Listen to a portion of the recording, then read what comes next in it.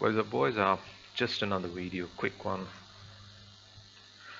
3:30 a.m. So, Covenants.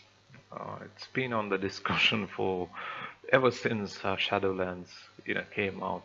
Whether that uh, these covenants are gonna be, one is gonna like players are gonna get. First of all, the players are gonna get tied down to one covenant.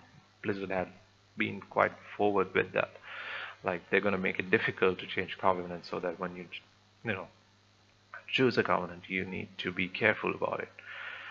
And that's kind of bad in one way. And why is it bad is there's already signs that certain covenants are going to be far more overpowered compared to others.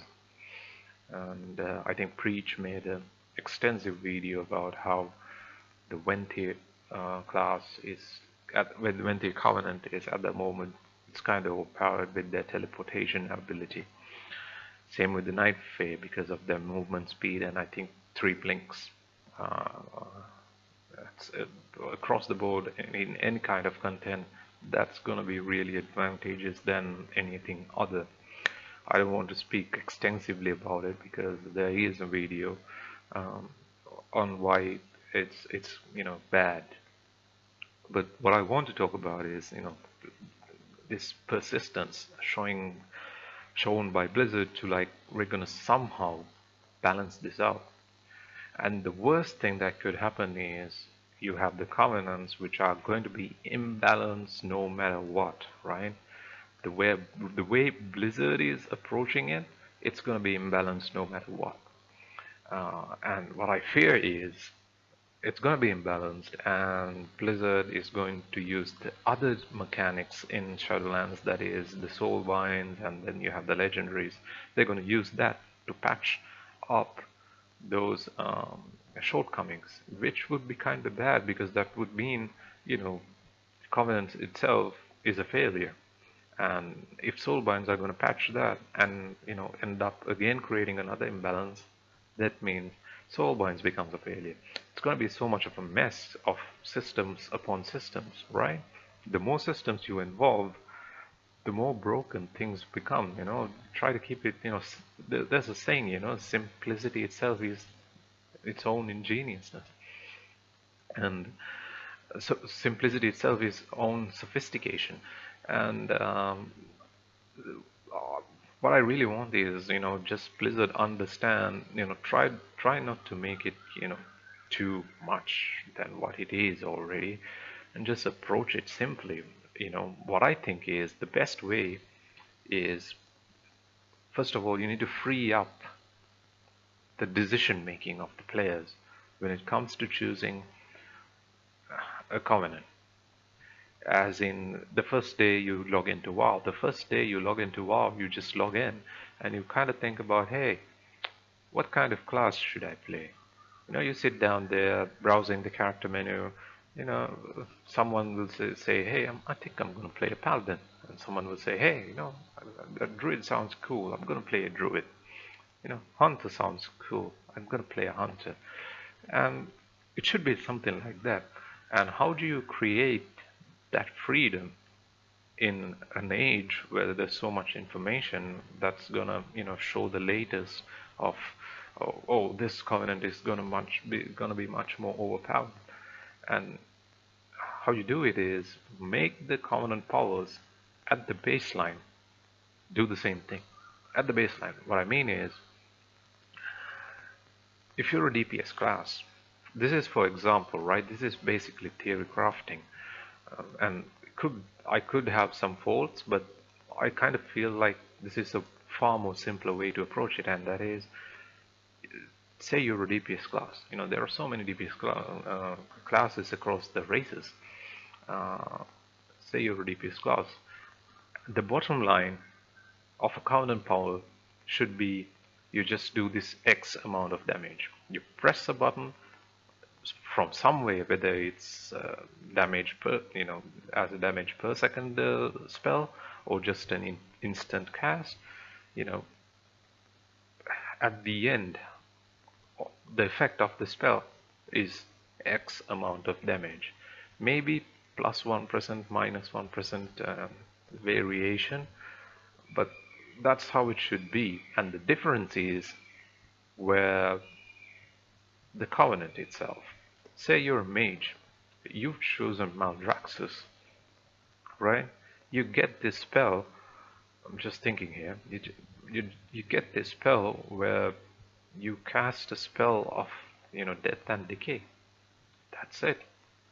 It's a spell of death and decay. Or you cast a spell where suddenly out of magic you make a ghoul that goes and blows up near the target, doing the X amount of damage. And then you go to Venthyr, same mage. What you get is now, instead of the ghoulies, you get a bunch of bats. The bats go like a hunter's, like the bats fly over. Well, that's kind of dumb, but let's say you do some blood magic. You get a blood magic spell. It does a blood magic spell to your target and do the same X amount of damage, right? Then you have the other classes. Just okay, the same form, just themed on that covenant, just doing the same X amount of damage. Now take a hunter, right? A DPS class. The hunter goes to the Venthyr. He gets a spell where he's able to call down a bunch of, it's like the crow spell. You're calling down a bunch of bats to attack the target. That's it. It's two different spells, kind of the same thing. I guess it's kind of the same thing, but you can change it the way you want it. You could say, if you're from Maldraxxus, if you're a Maldraxxian hunter, you could probably, call some pets who are from Maldraxxus that's going to attack the target for the same X amount of damage. Maybe, as I said, 1 plus 1%, minus 1%. People are not going to worry about that plus 1% or minus 1% unless they're kind of mythic raiders. But that's fine. That's a whole different level. But at this level, what people are going to care about is what kind of theme I'm going to go with, because at the end, the spells I gain are going to do the same X amount of damage, right? As DPS class. Same with the healer's class. You could give, each 4 covenants a spell of, healing, or some kind of healing cooldown. That would be nice. Based on, themed on each covenant. Same with tanks, right? You go to each covenant based on covenant's theme. You get, I don't know, maybe a shield, right? A form of a shield. Like Maldraxxians already have this bone shield, so why not the Venthyr have a blood shield? Why not the Kyrian has some kind of angeling wings that come around and protects you like a shield? Why not? It's kind of simple and so easy. Why don't they think of that before? I mean, this is the most simplest, right? You could build upon that, and it's not just one spell. Maybe you can just come 1, 2, 3 spells. You could come up with one offensive spell and one defensive spell and one resource spell. You just give resource based on your class identity, or the covenant identity, even covenant identity. The possibilities are endless, but basically what I'm saying is, take off the whole idea of like what covenants should do at the baseline should be different. Get out of that idea. The covenants at the baseline should do the same thing in technical and mechanical way, because that way people are not forced to choose based on Icy Veins or Wowhead. They're going to go and Icy Head, and they're going to go and Wowhead, and if they do the same X amount of damage for a DPS class, they're going to think like, hey, whatever covenant I'm going to choose, it's just X amount of damage, so I'm going to go with the covenant that I like. There you go. And all you need to do is build a thematic development for that class. That's it. Just give them, X1, X2, X3 spells for the covenant, and that's it. just thematic them. It will be like going into class order holes again, and that was really fun, right? Being a paladin and going into that, um, what you call it, being a paladin and going into the paladin class hole was amazing. Being a demon hunter and going into the demon hunter class hole, amazing. I really hate if my paladin has to go to Venthyr class, Venthyr Covenant, just because the Venthyr power is so overpowered. And some people ask, I've seen some people like, well, nerf it. The easiest way to nerf the teleport is give it a cooldown. And that would be a hard nerf. That would be too much of a nerf. Sorry, not a cooldown, a casting time. I feel like that's a, hard nerf, because imagine 2-second cooldown for that teleportation.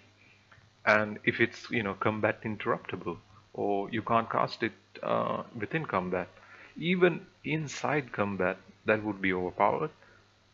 So to remove that, you have to be, combat interruptible or unable to be casted within combat.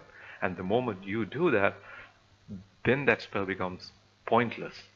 That's it. It just becomes pointless. The only place it's going to be value is when you're doing a trash skip in a Mythic Plus dungeon, because on raids are not going to skip, trash. Raids, people are going to spend killing the trash. So yeah, that's, I feel like, the most easiest way Blizzard can approach it, and I really don't know why Blizzard is still, so adamant on balancing each of these powers, because they're frankly not going to balance out. I feel, to balance them out, just across the board, flat out, make them at, at the baseline do the same simple thing based on the class, right?